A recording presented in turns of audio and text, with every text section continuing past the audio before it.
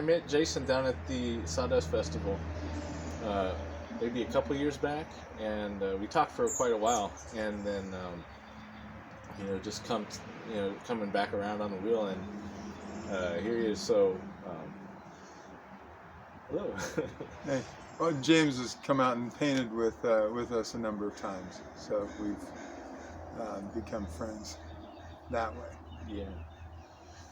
And one of my friends has a 14-year-old daughter, like I was telling you about, and what would you tell her? What would you give her as far as how to start becoming an artist and to start becoming really doing it as a job, yeah. Well, not as a job, as a way of making a living. Uh-huh. Yeah, I think that's a better way to put it, right? Yeah. Yeah. I don't do this as a job. I do this because it's what I'm here to do. Yeah. Right? If you know you're an artist, you can run, but you can't hide.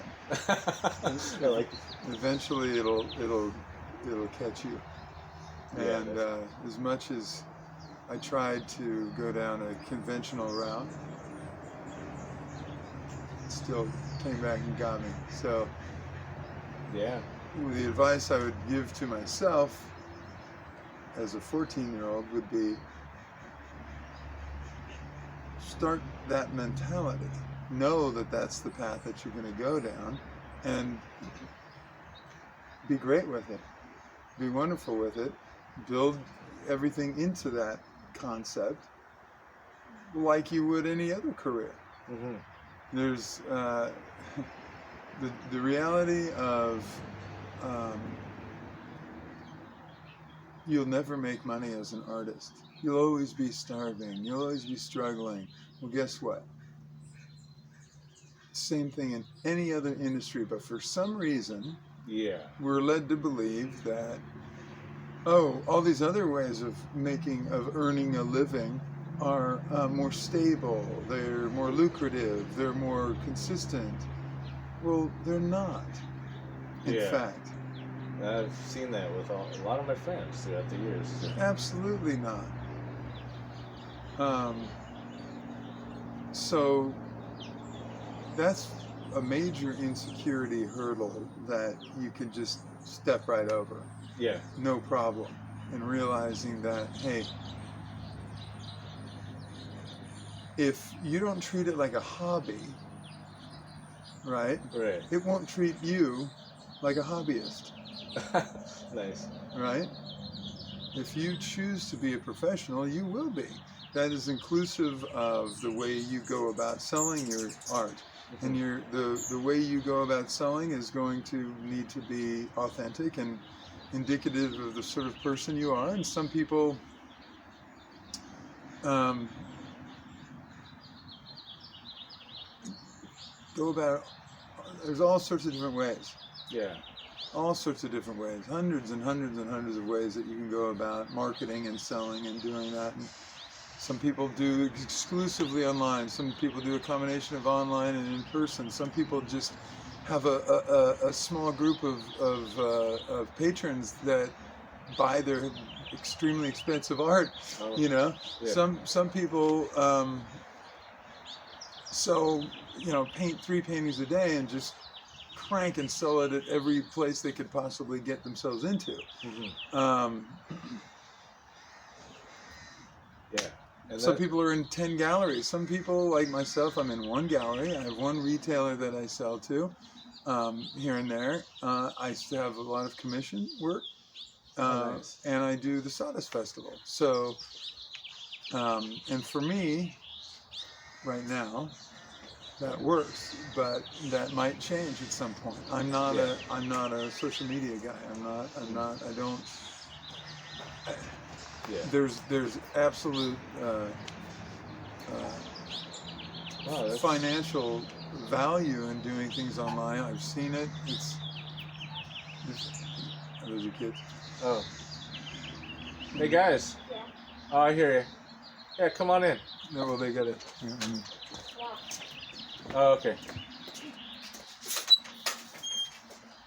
They got it.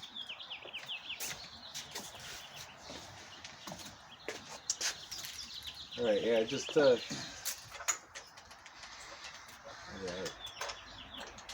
So, Yeah, I'm primarily, like I post every day on Facebook, and really gotten on the social media tip, and it actually sounds really nice not to go that route. It's like that you've established yourself in that way. That sounds really cool. well, I just go off of faith. Yeah. Yeah. Oh, and, nice. And I just am like what I've just made that conscious decision. So I have a website. Yeah. And just using a website is pretty old school at this point. Yeah. Right? It's like putting up your shingle outside the door, right? Yeah. Kind of thing. And but that's what I've chosen as my path, and my and then we are just out there painting all the time, and you get the exposure. I'm much more person to person. Yeah. Actual interaction. I think the more we get isolated from one another, the more our cultural infrastructure moves in a direction that frankly I don't agree with. Right. And that I would be very sad to see us continuing in that direction. I want to move the opposite direction because I feel like that's a human need. Mm-hmm. And that's just common sense as far as I'm concerned. And Yeah, beyond that, because a lot of people are kind of going nuts, especially with the stay-at-home order, and like I've noticed that my psychology friends are getting, a lot of business because, people are kind of, maybe losing their marble. But you said, you talk to people out when you're painting, yeah? Yeah, you talk to people when you're painting, talk to them in the gallery, talk to them at the sawdust, talk to people, have in-person relationships being established. Yeah. That for me is the way I want my sales to go, and it's a long-term investment. Mm-hmm. That's something that you don't just like go, you're not looking just to sell instantly. Mm-hmm. You'll get people that will buy right away that you've never met before. They just come up and go, I got to have that thing. And that's awesome. But most of the sales are going to come over time. Oh, that's interesting. And I think part of that is also that as a painter, people don't just want to have some fly-by-night artist in their house. They want to have somebody who is committed to that, who is an established artist. Maybe even at some level they want to believe they've got some collectability component to the art that they're buying. Yeah. And Sean and I had talked about, the kind of person who wants to invest, so to speak. Is it going to lose value? Right, yeah. Yeah, and if you're just a guy that decided to do the show one year, you happen to be a fairly talented artist, but that's all you ever did, and you go away. Yeah. Right? But even as a local artist, I mean, if you look at the guys who are the masters that were local artists, now they're internationally known. Yeah. You know what I mean? So, 90 years later, they're world famous. 90. Yeah, it only took 90. Well, hey, time's speeding up, buddy. So I'm thinking maybe in 10 years, we might be there. Who knows? But in any case, that's my path. So again, it's like you said, the established. People like to know that you're, 10 years later, you're still here. Right. 20 years later, you're still here. 30 years later, 90 years later. Yeah, you're the rest of your life. I mean, as an artist, you don't kind of go, I got to give this a shot for 5 years and then move on to the next thing. I think if you're an artist, you're an artist, and you may decide. At some point. I mean, I used to do sculpture work. I want to bring that back into it, but I'm not going to stop painting, right? Yeah. And for me, back to the 14-year-old and what I would recommend, and you know, again, step one, recognize the fact that what the world's telling you in terms of you can't do that is baloney, because you absolutely can. And you can make more money being a local artist than you can in most other professions. You have to treat it as a profession, though, and not a hobby. Yeah. Okay, so now once you've gone through that iteration, now what do you do next? Well, you get out there and you do it. You just start doing it. Whatever it is, whatever that medium is that you enjoy doing, just do it. Okay? And don't get caught up in... this is my recommendation. I would avoid being caught up in the technical components too much. Yeah. Focus on the fundamentals, just like anything, right? Basketball, fundamentals, right? All the fancy pants stuff, all the little nuancy stuff, don't worry about that. Just focus on the fundamentals. Mm-hmm. So John and I have a painting school, an outdoor painting school, and the main objective, the number one objective, is to help people learn how to see. And the beautiful thing as a teacher for that is I don't really have to do much other than get you out there. Yeah. Okay? And let God do the rest, right? So you're out there and learning how to observe. Yeah, learning how to see. Yeah. And let it teach you, because there's so much information that you're taking in as an artist, right? Artists have to be observers, whatever it is, whether it's coming out of your mind, whether it's coming, there's so much information. And when you're painting outdoors, you're taking in everything outside of yourself. Mm-hmm. Then you have to filter it through yourself, and then it comes out on the canvas or the board or whatever you're painting. And that takes practice. Yeah. That takes discipline. That takes a lot of mental energy, let alone the physical energy of getting out where you're going and dealing with the elements and everything else. And the more you do that, it changes you. Mm-hmm. It changes the way you see, it changes the way you think, it changes the way you express yourself. And I believe that that's where your style ultimately will come. You are who you are. You are your unique style. That's not, you have to come up with some tricky, unique thing. Yeah. You will produce according to who you are. Yeah. You and I. It's inevitable. Yeah, you and I paint, well, the three, whoever's with us, we could go paint the same exact thing. They're all going to look very different. Yeah. Right? Our brush strokes are going to be, our palette's going to look different. The style, the technique, the actual, everything, the dimensions of what we paint is going to be different. So, and somebody could come up and know if those are all different painters. Yeah. So, and the other thing is you get over the idea that, there's so many plein air painters. I can't compete in that. Again, based on what we just talked about, yes, you can. Because the way you express is totally unique. What the world as a buyer, again, we're dealing with this is from a business perspective, right? Yeah. As a buyer, buyers relate to the human experience of translating onto some sort of medium, right? And everybody speaks through their own particular vibration. Yeah. Right? And so that resonates with people that walk by and look at your work. Right? Yeah. And then somebody may ride by and look at yours, and they might resonate with your work. Yeah. More, and not at all with mine.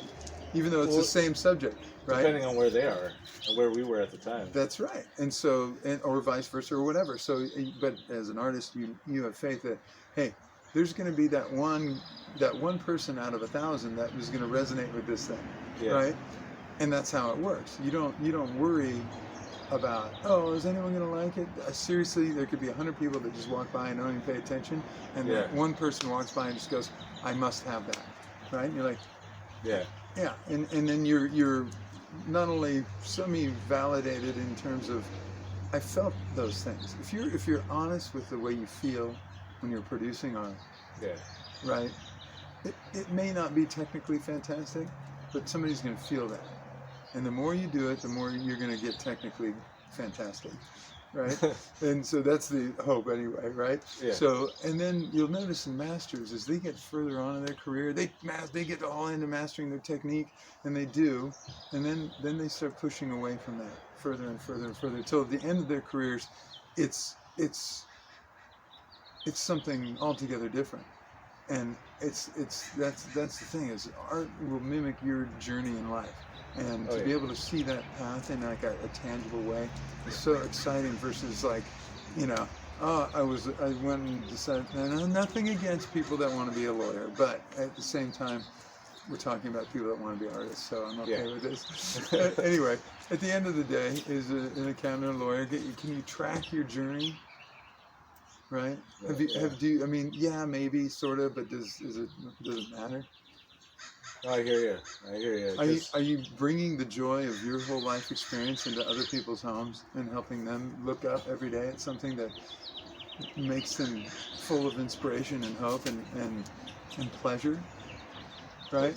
Well, you know, it's an interesting thing, is in the terms of social media, and people have.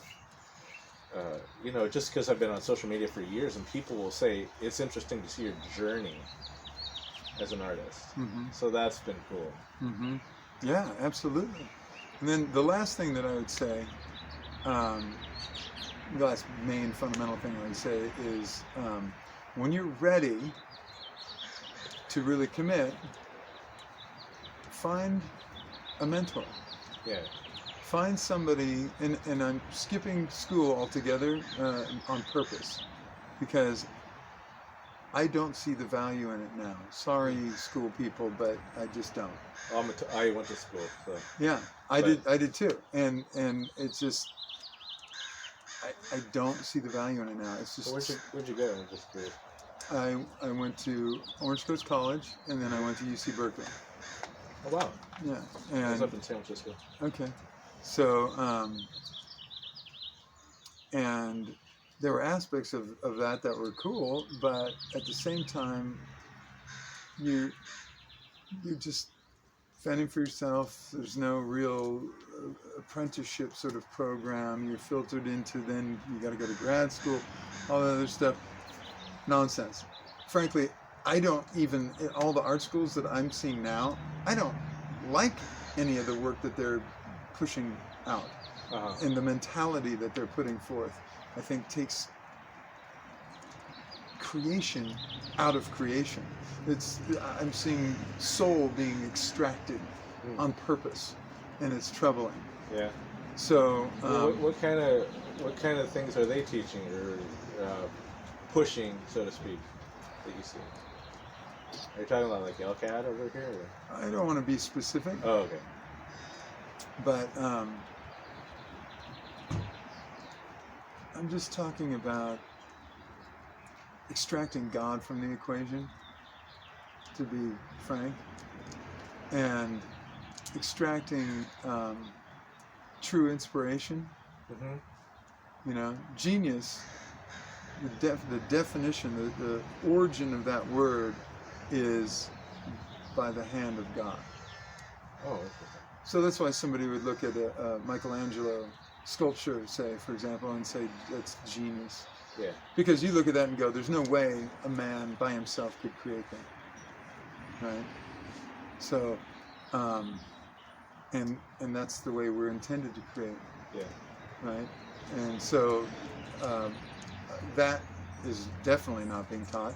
And so what you end up seeing is stuff that's crafty, that's the wit of man, and frankly, it doesn't move me. It doesn't vibrate. It's still and stagnant and vain, and therefore it doesn't have soul.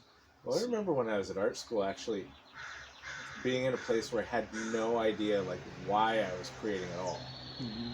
Like I knew that I went in with with passion, but then like after a while I was like, what? I don't even know, like, why are we doing this? Yeah, where's the why? And it was interesting because it took me years to kind of get back into knowing why. Sure. And a lot of young artists, I literally hear from artists what they're being told by their art professors in terms of an agenda.